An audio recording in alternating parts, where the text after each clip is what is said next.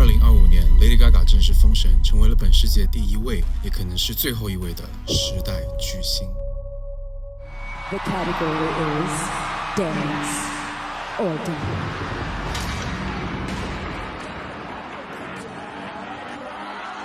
4月18日，世界上最大的音乐节科切拉音乐节在美国加州举行。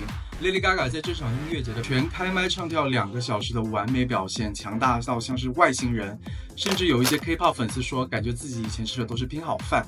也有不少路人入坑，纷纷求安利。而他这次封神的重要原因是他首次完整展示了他3大艺术人格。什么是艺术人格？学者 Simon 在1966年形容音乐人格是声音作为乐器，身体、个人和角色之间的互动。听上去有点绕哈，简单来说呢，就是通过歌手的表演感受他是一个怎样的一个人。那么 Gaga 自出道以来呢，他有3大艺术人格。第一个是无忧无虑的末日歌女。2008年金融危机下，失业率再创新高。心理学家 Sarah 等人在2012年发表了研究指出，经济衰退时期呢，人们会增加对小型奢侈品的投入，这一现象被称为口红效应。而 Lady Gaga 在金融危机期间推出了 Just Dance， 正是典型的口红音乐，为焦虑中的大众提供了情绪宣泄和短暂的逃离。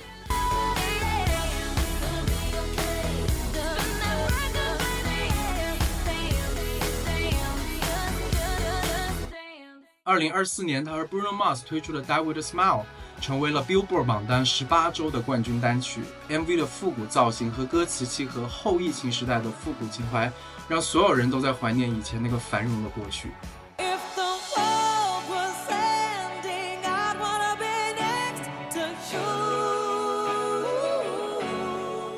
Gaga 的第2个艺术人格就是拯救苍生的伟大圣母。2009年呢，奥巴马刚刚当选美国总统， Lady Gaga 就在华盛顿演讲，为少数群体的权益呼喊。Obama, I know that you're listening. Are you listening? 2011年，她身穿牛肉装在 VMA 颁奖礼上清唱了新歌 Born This Way。服装隐喻，如果人不为自身的权利奋斗，就会被别人当作一块肉，和我们中国人的人为刀俎我为鱼肉有着异曲同工之妙。学者康纳在2010年指出， Michael Jackson 能在1980年代打破种族隔阂，是成就他时代巨星的重要原因。而 Lady Gaga 则在21世纪通过歌曲 Born This Way 把握了时代趋势，也成为他登顶巨星的重要原因。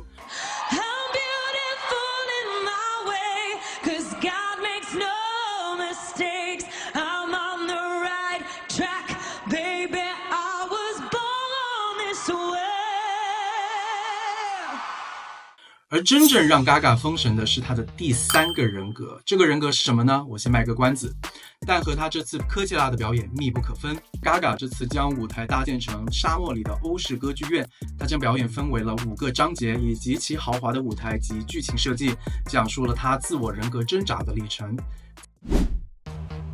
在科切拉表演的第1个章节里面， Gaga 演绎了 Poker Face 这首歌，他在巨大的棋盘上与舞者扮演的另外一个人格对决，并杀死了过去 Bad Romance 时代的自己。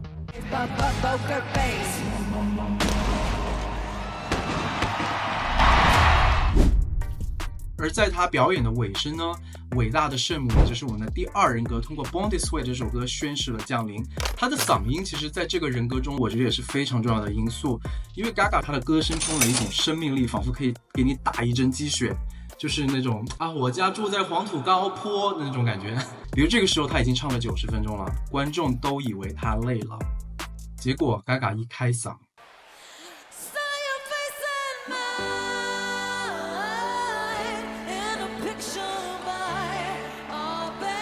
这太夸张了。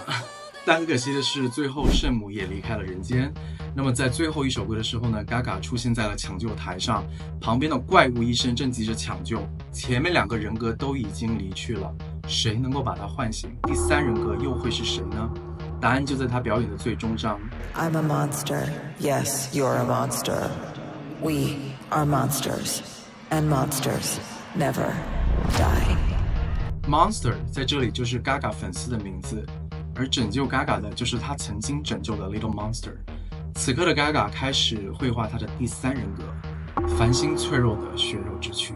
学者 Philip 在2006年提到，艺术人格是表演者与观众在具体语境下共同构建的社会角色。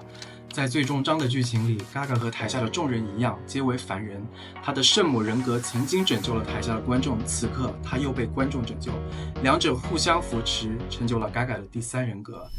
至此，三大艺术人格完整展现，艺术已成，Gaga 封神。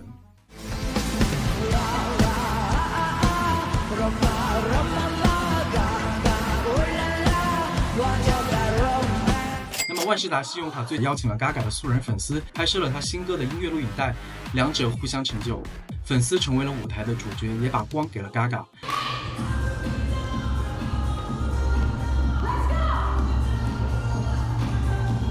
我听说这次 Gaga 的新加坡演唱会，万事达信用卡就可以提前抢购，你想到了吗？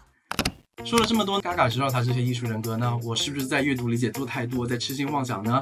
还是前面提到的学者 Philip 他提出过原人格的这个概念，也就是说，表演者他能够清晰地意识到自己的表演策略，并有目的地加以运用。那么就像在电影里的每个角落的道具都是电影导演的良心用苦 ，Gaga 在舞台的每个设计呢，也不可能是无心之举。As part of my mastering of the art of fame,part of it is getting people to pay attention to what you want them to pay attention to and not pay attention to the things you don't want them to pay attention to. You studied the fame of other people, how they got it, how they kept it, and how they lost it. The sociology of fame. 在互联网算法的时代，每个人看到的信息流都不一样，但 Gaga 总能成功的让所有人都能看到他。刚出道那会儿呢 ，Gaga 利用奇装异服吸引眼球，让大街小巷的人都知道他的名字。到了中期，他走到了流行舞曲的对立面，爵士音乐，与 Tony Bennett 合作，让所谓的上流圈层也为他鼓掌。2019年，他出演了电影《一个巨星的诞生》，获得了奥斯卡最佳女主角提名。电影导演从此拍电影都会把他纳入参考人选。在2024年，他登上了巴黎奥运会的开幕式，让全世界的观众又感受到了他的魅力。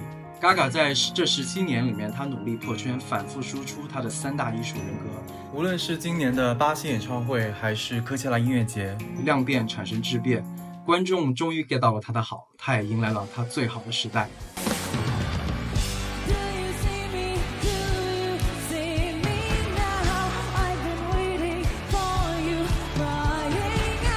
好的，以上就是全部内容。我是涛在 LA， 这是我第一次用传媒学的形式剖析娱乐圈。如果你喜欢这种形式呢，请告诉我你还想看什么样的内容。拜拜。